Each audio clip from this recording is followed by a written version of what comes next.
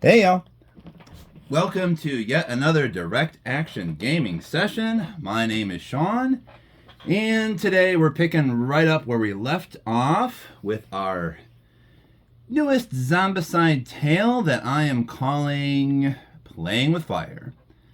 So yeah, this is Playing with Fire Part 2, and I was kind of thinking that I guess I'm still playing around with this idea of telling stories through a game like Zombicide, or just any game at all, I suppose. And yesterday when I was at work, I was thinking it might be best to, you know, try and be as immersive as possible by like not talking about gameplay mechanics. You know what I mean? Like if we're trying to tell a story here, if I talk about like the underlying gameplay mechanics that are making everything work, then that's kind of breaking the immersion a little bit. So what I mean is we're going to try to zoom in on whatever's happening in the moment and just kind of describe it, and then just kind of try to flow from one thing to the next by describing what's happening without using like gameplay terms. So I guess that means if you're unfamiliar with this game and its rules and all that jazz, this video might be a bit confusing for you. This is not going to be a good tutorial series for Zombicide, because I'm going to be, like I said, I'm going to be trying to not talk about things like skills and how much we need to hit and blah blah blah blah blah. Instead, I'm going to be just describing things as they happen. So okay, we've established that, and we're gonna start another session, and this may end up with the game being a bit longer, since we're trying to not only describe like the action that's happening, but also kind of talk about like how the people feel about the things that they're doing, and maybe even the things that other people are doing and whatnot, right? So okay, let's just keep practicing here. We're gonna try this again from the top. Let's see.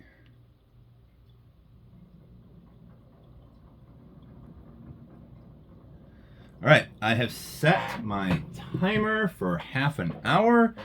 This gaming session is officially going to begin, and we're just going to try to immerse ourselves in what's happening here. And I was kind of thinking we're going to zoom in first on Phil and describe his current situation. So, Phil knew he messed up. He knew he messed up pretty bad. It was a long string of mistakes, and he was definitely kicking himself pretty hard, although he didn't have an awful lot of time to do that due to the desperation of his current situation. Ned and Doug were gone. He was alone now in the gloomy warehouse with a couple of hulking brutes that he could barely see, but boy, he could sure hear them. He could sure smell them. Their stench completely filled his nostrils. Phil was a little terrified. He would never admit this, of course. He didn't want to look weak in front of the others, but he was very scared. The brutes had wounded him pretty good as he was trying to desperately unclog the jam of his shotgun.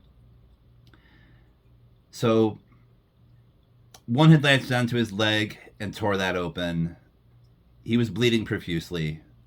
Another had latched on to his right arm as he was fiddling with his shotgun. He managed to clear the jam, but it was very costly for him. So now he was limping slightly. Now his right arm was hanging somewhat. It was harder for him to grip his shotgun. Phil knew he had to get out of here. It would be crazy to try and continue to engage with these brutes. He had to get out of the warehouse. So the one thing that he focused on was the little rectangular square of light that was coming through the empty door frame that Amy had bashed open not all that long ago. Although it seemed like ages to Phil, perhaps. Phil knew he had to get out, so he summoned all of his energy to limp past the brutes, to avoid their constant lunges, and stumble awkwardly out into the street, bleeding profusely. As he did so, and left the brutes behind, Ned very nearly shot Phil with his brand new shotgun that he had just picked up off the street from a dead soldier that was lying around. The shotgun was still miraculously fully loaded. He had almost mistaken Phil for a zombie, which was interesting. It really wasn't all that long ago that he had abandoned Phil to his possible fate in the warehouse after Phil had accidentally shot both him and Doug trying to engage with the brutes in the gloomy darkness. But Ned recognized Phil. Phil was not a zombie, but he was not doing good. Ned's head was on a swivel. The sounds of the dead were everywhere. This simple loot run was definitely starting to go south, and Ned did not like it. But he had to live in the moment. He had to scan the scene, pick a target. It was the only thing that would keep him alive. He knew this. He gripped his shotgun and immediately noticed the biggest threat. It was a couple of decaying runners that were sprinting madly at them down the street. Their skin hanging in tatters, much like their clothes were. They were desperately trying to reach the small group of survivors in the street. So Ned knew what he had to do. He gripped his shotgun very tightly, and he fired his first volley.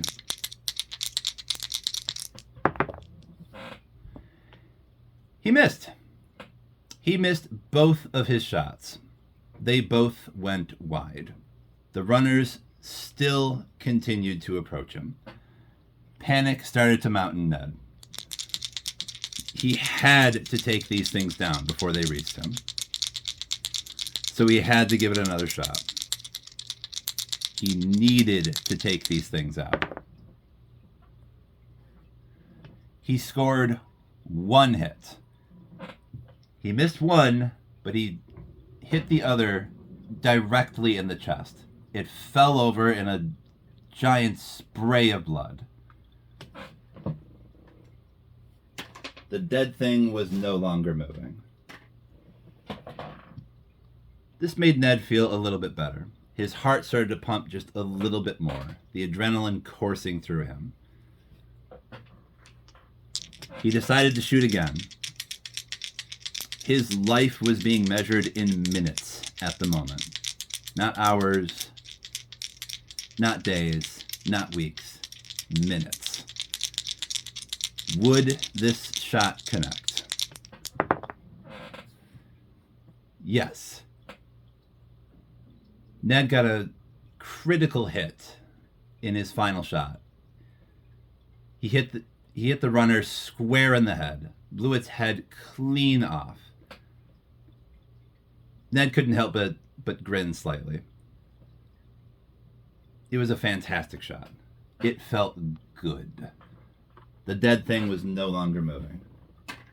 It was gone. It was yet another corpse lying in the street now. Ned's pulse quickened just a little bit more.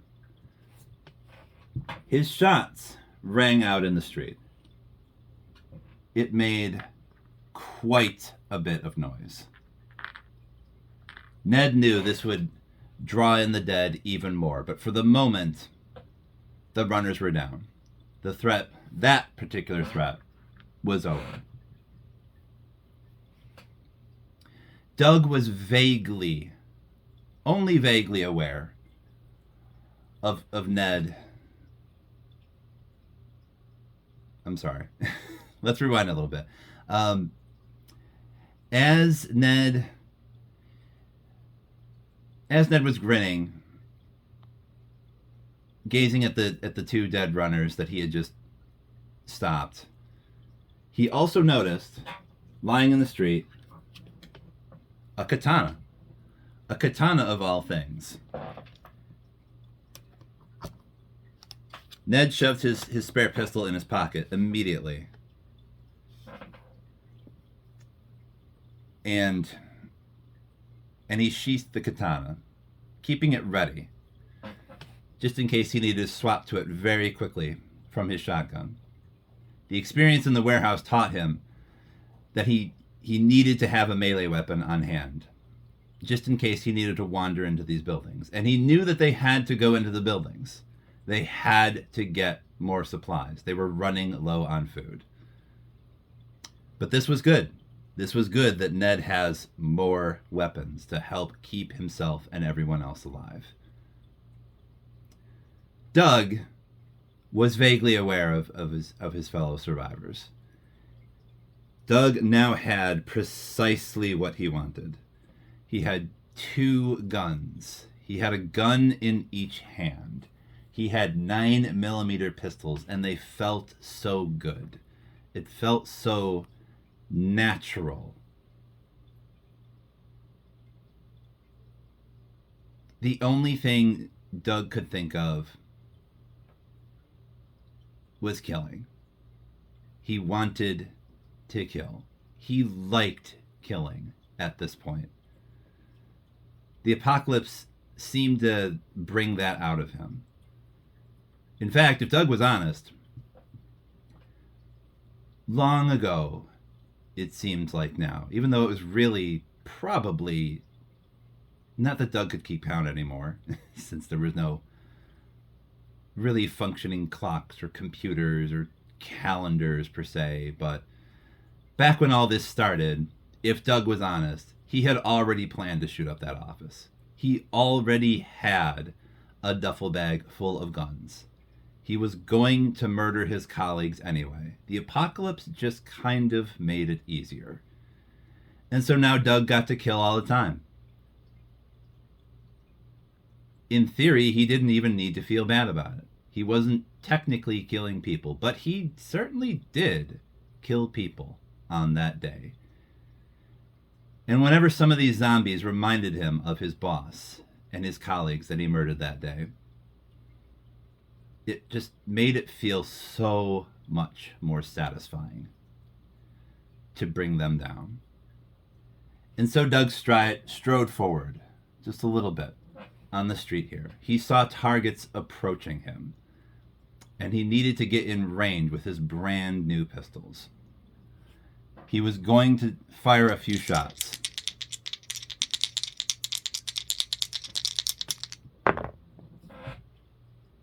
He scored 1 hit. He took 1 zombie down. It wasn't right in the head, but it was a good enough shot that it took the thing down. The dead thing was no longer moving. Doug's pulse started to quicken. He would have kept firing and making even more noise in the intersection. But he gazed in the other direction and saw some runners that were coming straight for him. They were covered in spiky things and pustules. They looked disgusting. They were very fast. Doug knew he probably shouldn't still be here in the intersection when they got closer. So instead of continuing to fire, he backed up to be with the others. He backtracked to rejoin Ned and Phil. Wanda was surrounded in the gloominess of the ruined bodega apartment room. She could barely see the zombies in the darkness, but she knew they were there. She could smell them. She could hear them. She could hear their moans.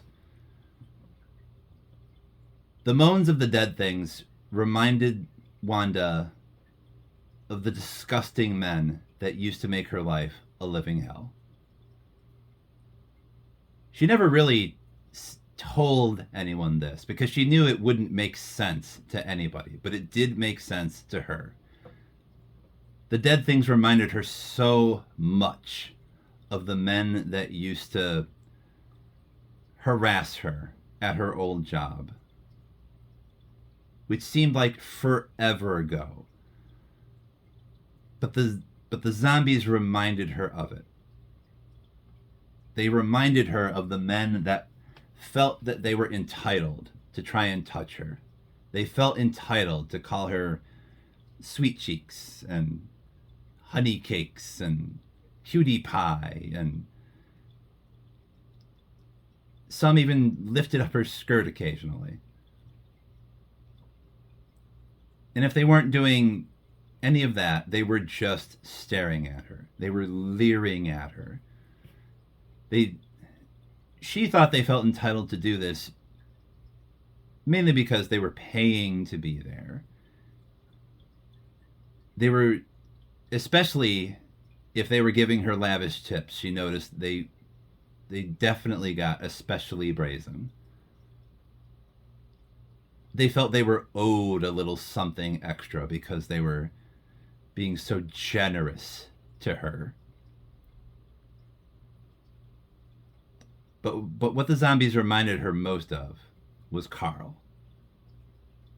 She could swear sometimes she would see Carl's face in the dead things. Sometimes they vaguely reminded her of Carl. She could see him in them.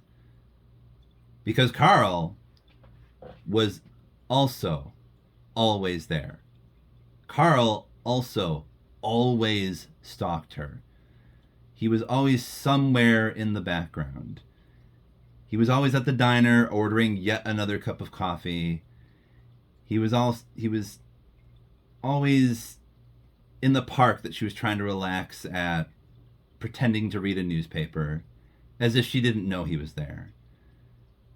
He was always just happening to do some errands in the neighborhood when she was working, or going to church, or doing anything really. Carl just happened to be there. He never left her alone. He kept trying to get closer to her. He kept trying to talk to her, no matter how many times she told him to go away.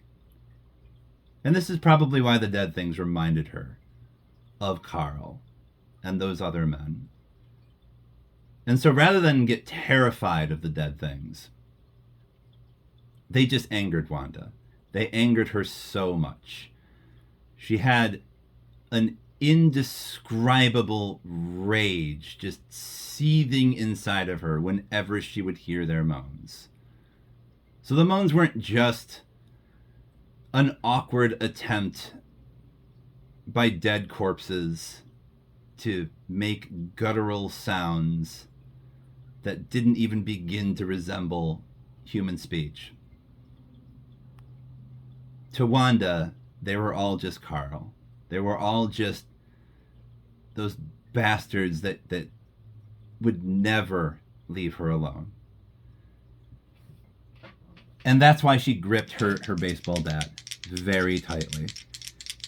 She could barely see the forms of the things in the gloom, but she knew they were there. She honed in on their sound, on their stench. She hunted them. She needed to make them suffer. And suffer they did. She cracked 2 skulls immediately. Her anger was so palpable right now.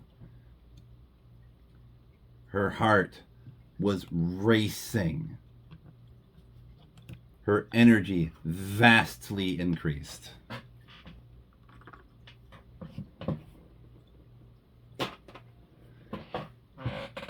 The 2 dead things were gone. They were no longer moving. They were just part of the scenery now. They were yet another corpse on the ground. Wanda looked for the next target.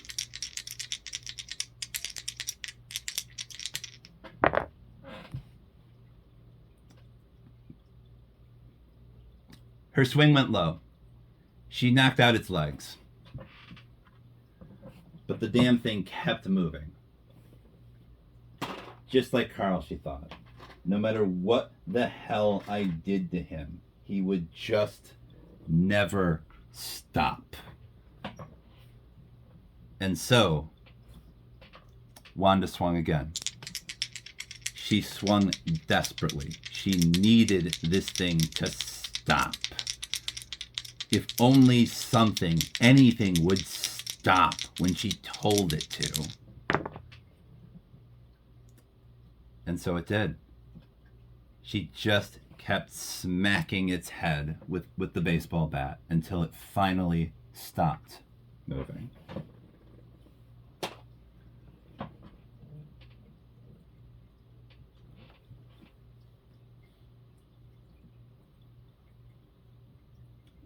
Wanda could hear more dead things in the next room.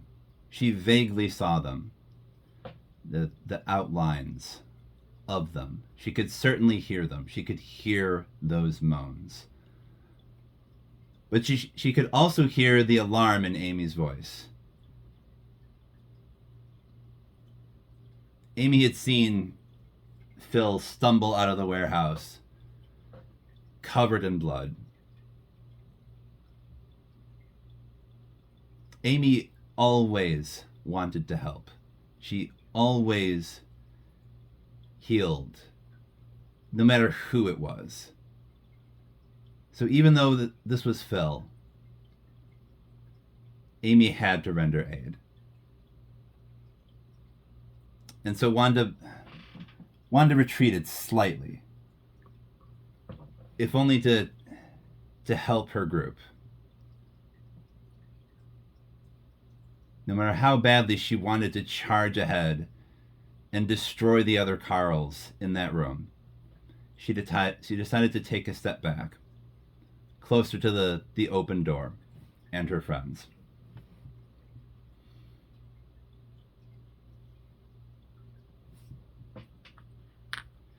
Amy knew things were getting bad.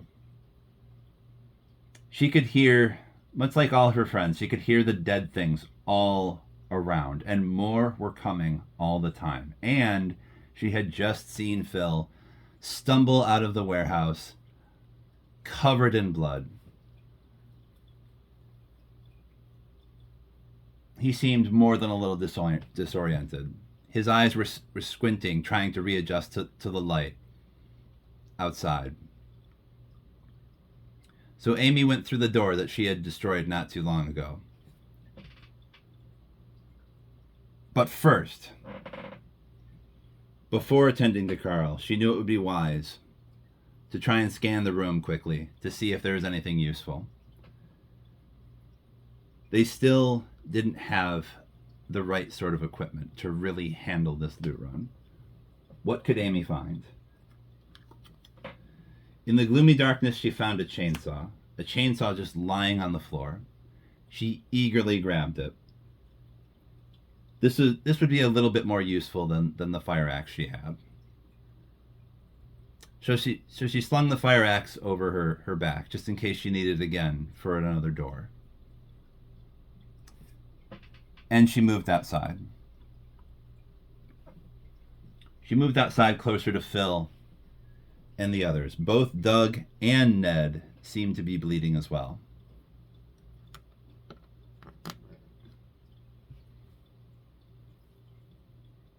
She had no idea what happened in that warehouse. But she knew she had to do something to keep her friends in the fight.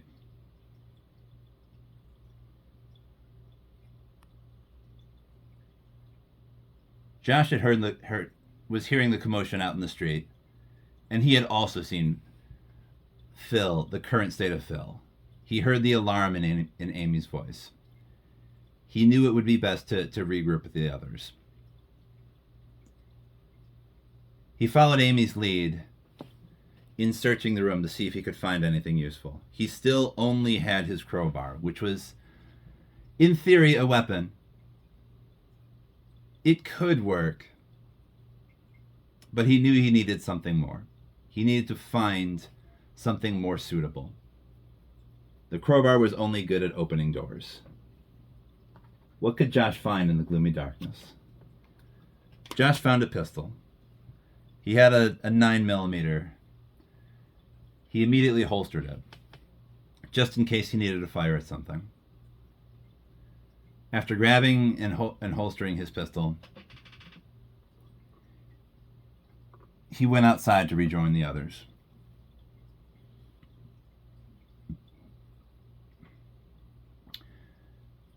As the survivors gathered in the street, the zombie horde surged forward. The zombies kept moving, as they always do. The brutes followed Phil from the warehouse. They would never stop pursuing their prey. The toxic runners surged forward into the intersection, still following that man that they had seen earlier. The sounds that they had heard just around the corner. One lone walker joined them, and 2 more were following suit. The zombies that Wanda had spared followed her as well into the room that she had just massacred three in. There were toxic zombies that nobody could see, but they could hear them. They could hear their moans somewhere just beyond the building. And finally, a flock of crows seemed to appear out of nowhere.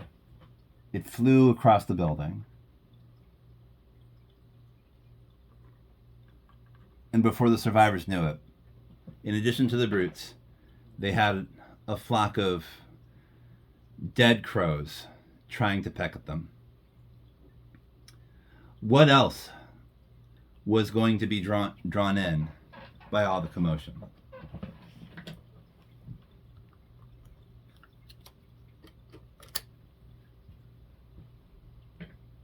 Five berserker zombies.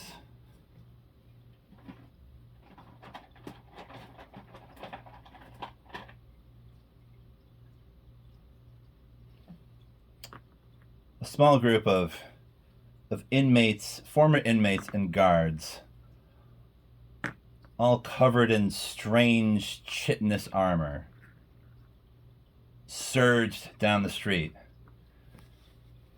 that the toxic runners had just come from. Next, one sole decaying runner appeared down the other side of the street. Following that, 3 more berserker runners. Their skin nothing but blood-covered chitinous bone. Were on the other side of the building. No one could see them, but the moans they made added to the din. Next, 4 decaying walkers slowly shambled down the street. right next to the little group.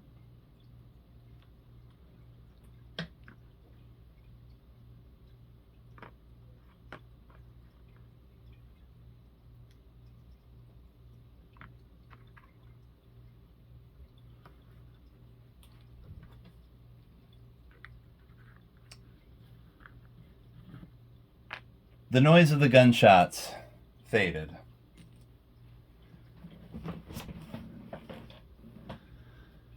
But it was replaced by the moans and the shuffling of the dead all around them. The survivors were completely surrounded, and perhaps that's why they instinctually formed a group in the broad daylight.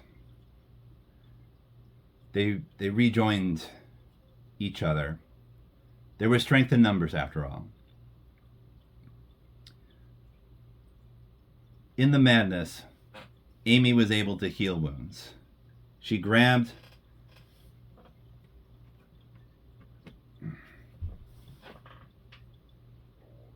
her medkit, and she saw that the 3 men from the warehouse were not doing very well at all. Both Ned and Doug seemed to have gunshot wounds that were by no means fatal. They were just grazes, so she patched them up quickly.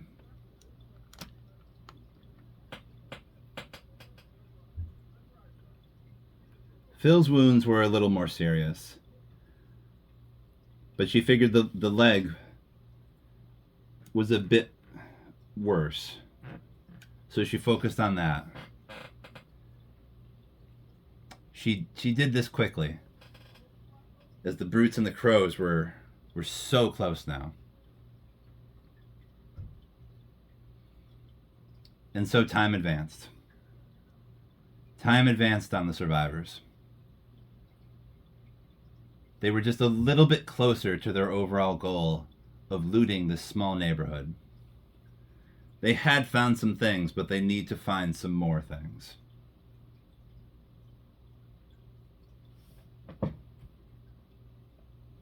Okay. So the time is almost up for this session, and it's a work day for me. So I would love to just try to do another turn here, because we really only did 1 turn, as you can see, but I kind of need to wrap this up. So this was our 2nd episode, and that didn't go exactly like I thought it would in my head, but hey, you know, I made an attempt. I got a little more practice at being descriptive and telling a story. I'm pretty sure I didn't mention any gameplay mechanics per se as the action unfolded before us, but overall, yeah, things are not terrible gameplay-wise, I suppose. We still have just 5 more boxes that we need to pick up, and we need to find a Molotov. We are in yellow now. Wanda got us into yellow when she was smacking those all those Skinner walkers in the bodega room there. So she messed them up with her baseball bat pretty good. And yeah, she got, like I said, with those crawlers, they give you extra points, right? Like, she effectively got 2 points for killing 1 zombie. It took her twice as long to kill that zombie, but she got a little more AP for that. So now we are in yellow, and now Wanda has an extra action. And now that I think about it, Amy also got 3 points for all the healing that she did. And I think that's all that happened, really, AP-wise. Ned just keeps finding stuff, too, doesn't he? That's... I kind of like that. That, Ultimate Ned basically always finds a free thing, no matter what's going on, thanks to +1 free search action and scavenger. no matter where he is, no matter what's going on, he can just pull a thing out of the equipment deck. And who knows what it's going to be. This time it was a katana, and that is great because we are going to want a combination of melee and ranged for pretty much everybody, I think, especially after the way things went in that warehouse last time around. Basically, Phil just kind of started opening up with his shotgun, even though he wasn't going to hit anything. All those guys only had guns, too. There was no melee weapons. There was no damage to melee weapons. So that was why those two brutes posed such a threat to all three of those guys. Phil just ended up winging the other two guys, and then he got really messed up by those brutes because I basically decided he should just stop shooting now, or he'll just kill Doug and Ned. So I kind of came up with this little narrative sort of thing that, like, his shotgun jammed, and or he decided to give up his remaining actions and just do nothing, which is a thing that you can do in this game. You can just decide to do nothing rather than doing other actions. Doing nothing is an action, which is kind of interesting. Anyway, so this is the end of this particular gaming session, and if you're still here, I want to thank you. I want to thank you for still being here and listening to my little story and all that jazz. If you are new here, I will just mention quickly ways that you can help the channel. First of all, there's the regular YouTube things, like, comment, subscribe, all that jazz. That helps my little channel in the algorithm here. If you'd be so kind to take a moment or two to do those things. It doesn't technically cost anything other than just a little bit of your time. So if you could do those things, that would be pretty cool. In the description, you should find some links for my other stuff. There isn't that much. There's just the Ko-fi donation page that I have. Money is not real. I might even just put that on the Ko-fi page now. Money isn't real, because it isn't, but you are. That's sort of my tagline in a nutshell for my Ko-fi donation page. Money is not real, but you are. And what I mean by that is it would be nice if I could get some donations from y'all, but I'm just some random guy on the internet. So if you like what I do and you can donate, cool. You can go to my Ko-fi page and throw me a few bucks if you think I'm doing a good job here. If you are interested in this sort of game storytelling I'm trying to do here. But there's also a gallery of all the stuff that I've painted, and I'm going to try to put all the stuff in this particular game that we're playing right now up there. I don't have any of these things that you see on the board uploaded there just yet, but that will be happening sometime soon. So I'm going to try to keep working on the Ko-fi page, making it a bit spiffier. Next thing is Blue Sky. I am on Blue Sky, and you can see all the channel updates there. You can check out what's going on, and why should you go to Blue Sky? Go to Blue Sky to make Elon cry. That's why you should go to Blue Sky. Don't even just go there to, like, see my stuff. Blue Sky is just pretty cool, and it's not Twitter. So yeah, just fuck Elon Musk. He's a Nazi, and he should cry more. So just don't go to his dumb site. And that's all there is. That's all there is to it, really. So I'm gonna end it here, and I will see y'all when I see ya. Take it easy, take care of each other, and I'ma see ya in the next episode. That'll be up in a couple of days.